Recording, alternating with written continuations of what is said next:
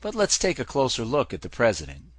As many people know, on the morning of September 11th, Bush arrived at a school in Florida. However, you may not know that Bush has said, Well, first of all, when we walked in the classroom, I had seen this plane fly into the first building. There was a TV set on, and What? What did he just say? Well, first of all, when we walked in the classroom, I had seen this plane fly into the first building. There was a TV set on, and No TV channel showed the first plane flying into the building. If Bush saw the first plane crash that morning, it was on a closed circuit from a secret government source.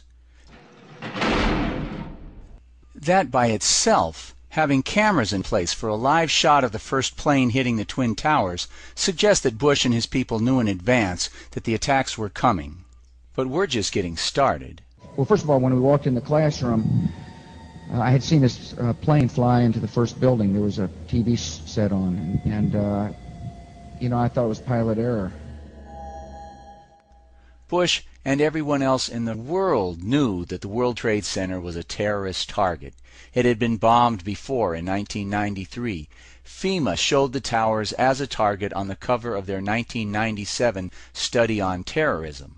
The Justice Department showed the towers as a target on the cover of their manual distributed to local police in the year 2000.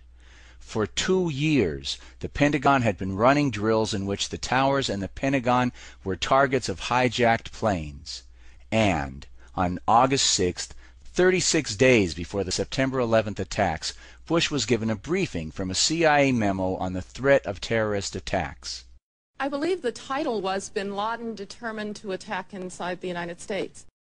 And Bush wants us to believe that with all that background, he and his advisors thought that this was pilot error, and thought that the best way he could carry out his oath to defend the citizens of the United States was to sit and listen to a story about a pet goat. After the second plane struck, Bush's chief of staff walked in and told him that the country was under attack. And Bush continued to sit there as his people begged for rescue. If you believe his story, this shows the grossest criminal negligence for which he and his entire staff should be arrested and prosecuted.